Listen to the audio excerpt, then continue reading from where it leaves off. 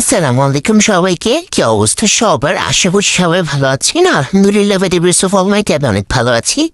চলেন আজকে আমার একটা অপছন্দের কাজ করবো। আইন আপনারা হয়তো দেখে বুঝতেই পারছেন যে আসলে কাজটা কি।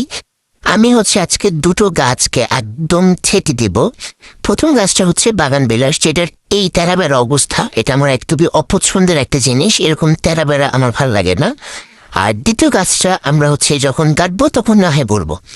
প্রথমেই আমি এই গাছটাকে কেটে নিচ্ছি, ছোট ছোট সেকশন করে কেটে নেব। এখানে যদিও ফুল আছে, দেখে অনেক মায়া লাগছে, বাট কিছু করার নেই। এটা না করলে আপনার গাছ কখনোই ছোপালো হবে না। এরকম টেরাবের একটা শেপ হয়ে যাবে আর কি। শেপটাকে একটা পারফেক্ট তে রাখার জন্য এভাবে কেটে দিতে হবে।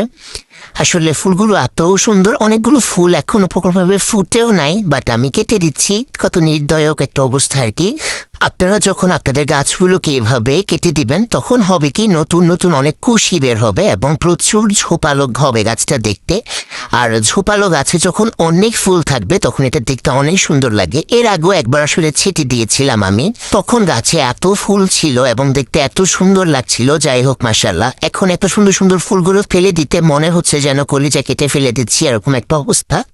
এবার চলেন আমার মায়ের ব্যালকনিতে গিয়ে হামলা দেওয়া যাক। এখন আমার মায়ের ব্যালকনিতে অনেক রকমের ফুলের গাছ আছে, তার মধ্যে সবচেয়ে আমার মার পছন্দের গাছ এই যে গাছটা। এটা না আসলে আমি আপনাদেরকে দেখাচ্ছি কোন গাছটা। এই গাছটা আসলে আমার মার অনেক পছন্দের। এই যে এটা হাসনা হেনা। তো এই হাসনা হেনা গাছটা আমার মার অনেক প্রিয়, কিন্তু সমস্যা এই হাসনা হেনাটা কোনো মতেই সাইজে থাকতেছে না, একদম তেরাবেড়া হয়ে তার একটা অবস্থা। নতুন নতুন ফ্রিডম পাইছে তার জন্য এই অবস্থা আর কি। তো চলেন এখন তার দানাগুলোকে কেটে ছাঁটাই করে দেওয়া যাক। বিষয়টা অনেক নির্দয়ক, তাই না? আসলে আমি কি এত নির্দয়? যাই হোক, ফুলসহ গাছ ছেড়ে কেটে দিচ্ছি। আমার মা যখন দেখবে যে আমি ফুলসহ এভাবে ডাটাগুলো কেটে দিচ্ছি, আমার মা আসলে আমাকে উল্টি একটা আছাড় মারবে। খুবই কষ্টদায়ক, বাট কিছু করার নেই। গাছটাকে প্রপার একটা পুষ্টি দেওয়ার জন্য আমাদেরকে এরকম করতেই হবে। আপনারা দেখতে পাচ্ছেন খুবই খারাপভাবে মির্জাফরের মতো আমি সবগুলো ডাল একবারে ভেঙে ভেঙে ফেলে দিচ্ছি। কিছুই করার নাই, ফেলে তো দিতেই হবে।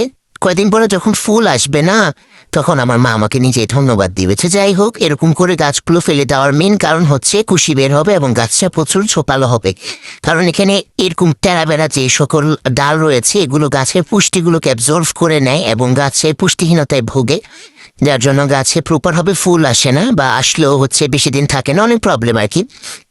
আর গাছটা দেখতেও অনেক বাজে লাগে। আমি চাচ্ছিলাম মূলত লুকটা অনেক সুন্দর হোক, সেই জন্য এই যে একদম কচি কুশিটাকেও আমি ভেঙে দিয়েছি।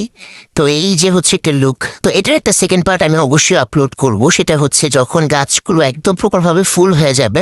এই ভিডিওর দ্বিতীয় পার্ট আসা পর্যন্ত সবাই অপেক্ষা করবেন। আল্লাহ হাফিজ সবাইকে।